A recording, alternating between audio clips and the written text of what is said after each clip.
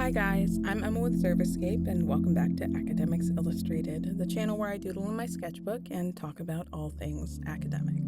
Today we're talking about how to write a concluding paragraph for your essay, which is something I'm sure that many people have struggled with in their schooling career. So in school, we're taught a simplified way of structuring an essay. You have the introductory paragraph where you capture your reader's attention with a hook, and then you provide your background information, and then you state your thesis. This introduction then leads to upwards of maybe 3 or so body paragraphs in which you discuss your key points, starting with a topic sentence and then supporting that topic with well-researched evidence.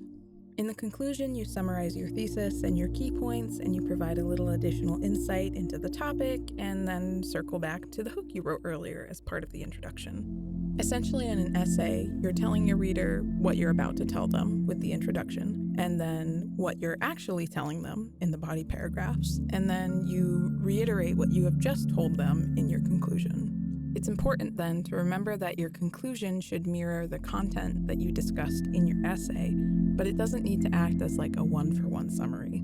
Succinct summaries included in conclusions are useful if your essay is really long, but for a short-form essay, they're less effective and arguably unnecessary. But some professors and teachers still insist that you have them anyways, so keep that in mind. At its core, the conclusion is the place where you provide an analysis to demonstrate why your ideas are important, rather than summarizing what you've just said. You want to leave your readers with a lasting impression or idea, and this can be done through the use of a quote from one of your primary or secondary sources, a redefinition of a previous point you've made, or a new but related idea that you've been building up to throughout your conclusion. And we'll do a couple of examples. So if you're writing an essay about the impact of marine pollution on humanity, discussing a relevant quotation from experts like the National Oceanic and Atmosphere Administration or a notable scientific journal in your conclusion would be a great way to give yourself room to expand upon or reinforce your hypothesis without being repetitive. You could also broaden the focus of your discussion and connect it to something larger. For example, if you're writing about the impact of marine pollution in the 1970s, you could connect it to the projected impact of marine pollution in the present day. This is a great way to leave a lasting impression on your reader while emphasizing the importance of your own argument. The redefinition or re-emphasis of an existing key point is also a good route to go when writing a conclusion. Imagine that your essay examines how plastic pollution in our oceans harms marine ecosystems, and maybe one of your key points discusses how certain companies have begun limiting plastic production in the hopes of reducing its overall impact on those ecosystems. You could then draw the conclusion that despite these companies' actions, pollution will still be present and harmful due to the fact that not all companies are required to do this. You can also use your conclusion to push a final observation about your essay's argument and examine the implications of what you've just written. Keeping with the ocean theme, if you wrote about online activism pertaining to ocean cleanup and then presented the rate at which mining companies dump hazardous materials into the oceans as one of your key points, you could suggest that the physical production of waste far outweighs the efforts of well-intentioned people online.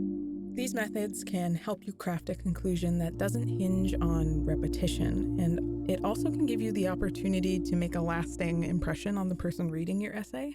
And as a writer, it's just nice to have these options because you can be a little bit creative with how you wrap up your essay, and it doesn't all have to hinge around repeating everything that you've just written, which can get really stale.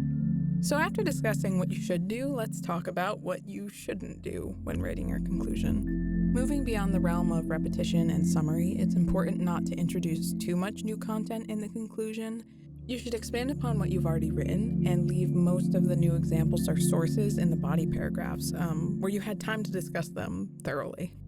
Another thing to avoid, although a lot of essay writers love to include them, are transition words. These include things like in conclusion, in summary, and to sum things up. These phrases automatically make your writing sound less professional. Think of it this way. You want to present your argument as if it's the truth, and you want to back it up in the same way. So when you include these kinds of transition words, it takes away the impact of what you're trying to say. In an oral presentation, using transitions like this is fine, and it gives the audience a cue that things are ending. But in an essay, the ending is determined really by the number of pages you have. So it's best to cut these phrases out almost entirely. A sentence like, in conclusion, plastic impacts our lives in more ways than one, sounds a lot weaker than simply saying something like, plastic impacts our lives in more ways than one. The latter example is more definitive and it's more confident. And on that note, being confident is another issue that people who write conclusions struggle with. And what I mean is you should try to avoid making statements like, this is just one way to do this, or there are better approaches to doing X, because they undercut your own research and your own knowledge in favor of other research. They can also be irritating for the reader because it's like saying, thanks for reading this, but it might be wrong and there are better essays out there, and it feels like a waste of time. So instead of belittling your work, state your ideas confidently in your conclusion, even if by the end you have doubts of your own. I mean, you've come this far and you've done all the research, so you should just own your ideas. And confidence is kind of a double-edged sword. You want to make sure that while you're being confident, you're also being realistic.